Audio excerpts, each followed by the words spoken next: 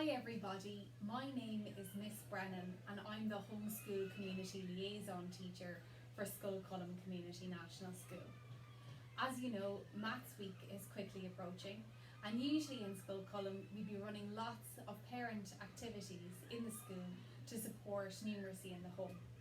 However, due to COVID and the restrictions that are in place, the school cannot welcome parents right into our building right now. So as a result, I'm going to try and spread some of the fun activities that we're doing in school with you in the home. So over the next couple of days, I will be posting up more videos about numeracy that you can use in your own home.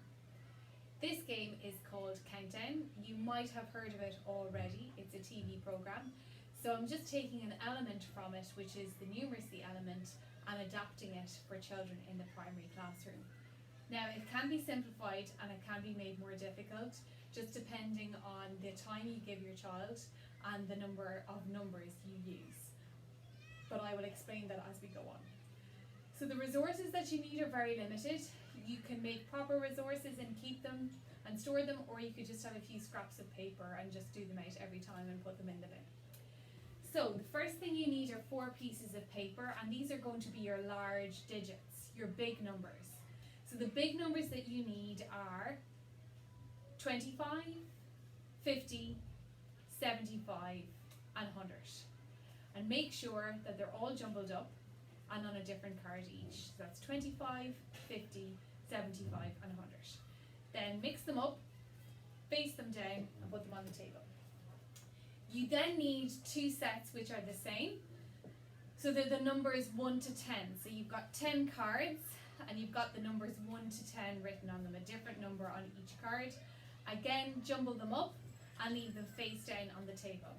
This is the second pack, 1 to 10. You don't need this second pack right now, so you can just put it to the side and you can come back to that later. So first of all, we need to pick the numbers that we are allowed to use for the procedure. You choose which numbers you want. So you can choose as many big numbers as you want or as many small numbers as you want, but you're only allowed to pick 6 numbers in total. So I'm going to pick 1 big number and 5 small. So my big number is 50. And my small numbers are 9, 2, 5, 4, and finally 1. So I'm going to write those on top. So the numbers I'm allowed to use are 50, 9, 2, 5, 4, 1. Now, using your second set of cards, pick 3 numbers and that's going to be our target number. So I've got 2, 6, 8, so that's 268. So my target is 268. What I have to do now is use these numbers to make 268. I can add, I can subtract, I can multiply and I can divide, but I'm only allowed to use every number once. So I always start with the big number, so I'm going to start with 50 and I'm going to try and get as close to 268 as possible. So 50 multiplied by 5, yes. So 50 multiplied by 5 equals 250 because 5 by 5 is 25 and I add my 0. I've used those numbers now so I can't use them again. I'm at 250 but I need to get to 268. I need 18 more. So I know that 9 plus 1 equals 10. So 9 plus 1 altogether makes 10.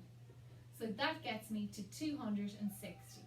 Now I'm only 8 away. And conveniently enough, 2 and 4, well we know 2 multiplied by 4 altogether makes 8. 0 and 8 is 8. Bring down your 6, bring down your 2. 268. So that game is called Countdown. To make it harder, you can add a stopwatch and give your child a limited amount of time to do the sum.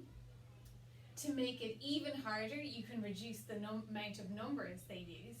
And obviously, to make it simpler, you increase the amount of time your child is allowed to use. Maybe they're allowed to use numbers more than once, and maybe there might be more numbers that they're allowed to use. Remember, you don't have to use all the numbers, but you can if you want to. I hope you enjoy it, and if you have any questions about it, please give me a call. My number is on the school website.